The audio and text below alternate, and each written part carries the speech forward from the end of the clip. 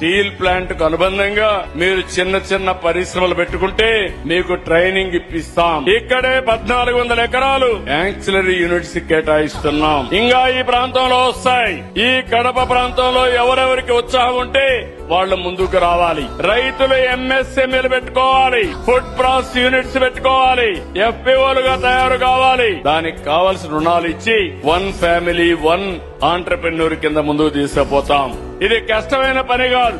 ఇటీవల నేను చూశాను, మా డాక్రా సంఘాలు 1,45,000 మంది ఎంఎస్సీలు పెట్టుకుని మైక్రో ఆంటర్ప్రైజ్ చేసి దేశానికి ఆదర్శంగా నిలబడ్డారు. ఈ సంవత్సరం 5 లక్షలు చేస్తున్నాం. కడప జిల్లా మీరు ఒకసారి చూస్తే 20.5 గిగావాట్ సోలార్ వస్తా ఉంది, విండ్ వస్తా ఉంది, పంపుడు స్టోరేజ్ ఉంది. ఇక్కడనే మీరు చూస్తే సోలార్ వచ్చింది, పక్కనే విండ్ మిల్స్ ఉన్నాయి, పక్కనే మన గండికోటలోనే పంపుడు స్టోరేజ్ వస్తా ఉంది. ఈ విషయాన్ని మీరు గుర్తుపెట్టుకోవాల్సిన అవసరం ఉంది. ఈ 3 కలిపి అవసరమైతే బ్యాటరీ కూడా పెట్టుకుంటే కడప జిల్లా గ్రీన్ ఎనర్జీకి హబ్ గా తయారవుతుంది.